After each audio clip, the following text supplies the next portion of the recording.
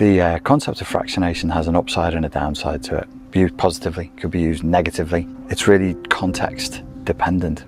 Fractionation on the positive side could be seen as developing the skill over time of going into certain states. So imagine you were working like a self-hypnosis type of protocol and you wanted to go into certain states again and again. Let's say it's a fighter is trying to get into a calm but determined state for his fight, her fight. Let's say it's somebody's doing a sales presentation and they want to go into an animated and convincing state in order to do what they're going to do. The more frequently you drop out of your normal state of consciousness into that altered state of consciousness, every time you do that, it's called fractionation. You're going back in and out of that state. That's the positive side of this. The negative, the risky side of this is what abusers do as well. You could also see it as a kind of practiced acclimatization, where over time you're trained to get acclimatized to that altered state, so that what used to be strange, what used to be something that you just would never accept, has now become the new normal. So you imagine like a major crisis. The first time it happens, it's a shock. People wonder what the hell is going on. They look to each other to see what everybody else is doing. They try and figure it out. By the second time, it's less. And by the third time, you've got the skill of it and you know exactly what to do. And you will not look to the other monkeys in the troop to be like, what do we do? You'll know what to do. And you'll enforce that. You'll actually put yourself, I'm saying you, one, a human being is then far more likely to put themselves in the role of enforcer. Not only are they not questioning it, they're now so unquestioning of it as an absolute given fact that they'll enforce that if anybody else questions it. That's fractionation. It's a slow creep into a new state of getting things done. This is a technique that's been known in hypnotherapy and neurolinguistic programming for a long time.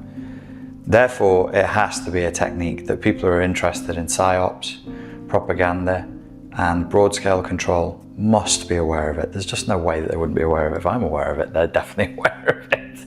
So I want you to be aware of it too. So that you can see if you're being trained at the microcosmic level, if it's individual, if it's between you and a partner.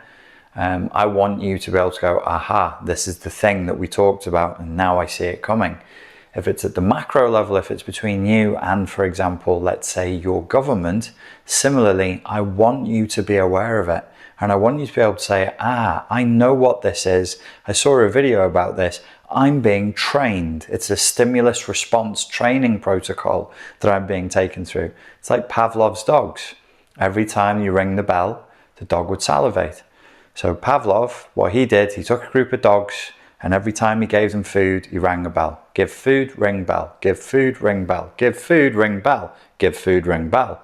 Then you only have to ring the bell. There's no food there. The dog salivates. Why? Because the dog has a learned response. This bell signals, it's a symbol that it's time to eat. It's a signal that food is coming. So similarly, we don't want to be like Pavlov's dogs. We don't want to be in a situation where they just have to say a word or a series of words and we respond in this super predictable way. You've got to be careful. It's your consciousness, it's your body, it's your brain, it's your life. Try to take care of it. So in the normal state of things, you would have your normal conscious awareness.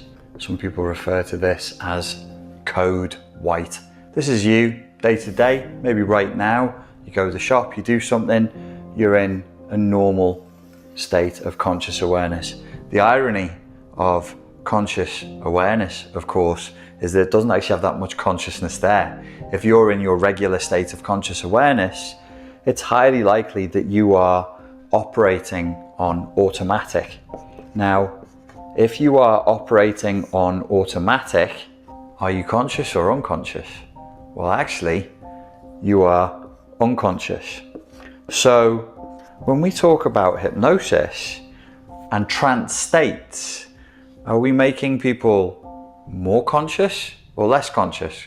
Well, hypnos, I think was the god of sleep. So you think, well, no, hypnotism is a lack of consciousness. It's literally sleep.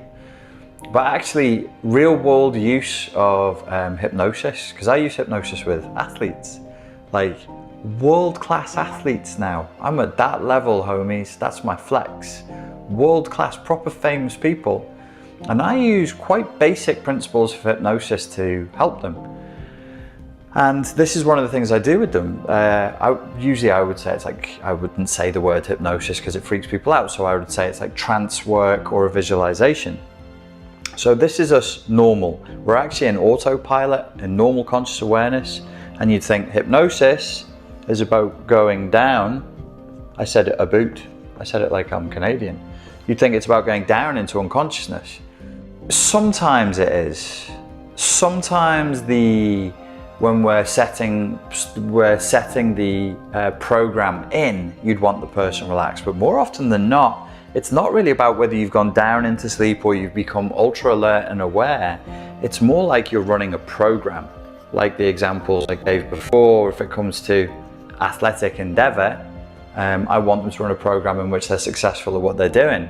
Their normal automatic unconscious state is no good for that.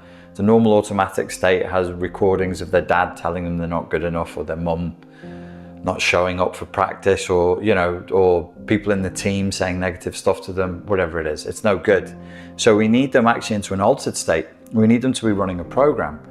In order to get somebody to run a program, if you're normally quite passive and quiet, and I need you, and you've told me that you want to be active, energized, enthusiastic, motivated, in a state of tenacious resolve, well, we have to run a non-automatic program to get you there. The first time we take you there, it will feel strange. So the time number one, it'll feel strange. Now, it might feel good. You might feel more confident. You might feel more energized and everything else, but it won't feel like you're in your regular patterns of behavior. It'll feel odd. The second to third time, what happens? You start to get used to it. So as you go into this altered state of consciousness and start running this program, you get used to it. And that is fractionation. It's very, very straightforward. Whatever you do a lot of, you get good at. So in fractionation, what we're talking about is developing a skill through repetition. We're laying down new neural pathways over and over again. If I can get you to respond in the way that I want by laying down a pattern over and over again, you're now skilled at doing that thing. That can include fear responses. If I want to terrorize you, and I know that if I push certain buttons, say certain words, and take certain actions, you're going to get freaked out. I've now developed the skill in you of being terrorized. Folks, if you enjoyed that, there are more episodes for you to watch right here. Please click on that. If you want to subscribe to me, do it here. And here is a PDF for you that is completely free.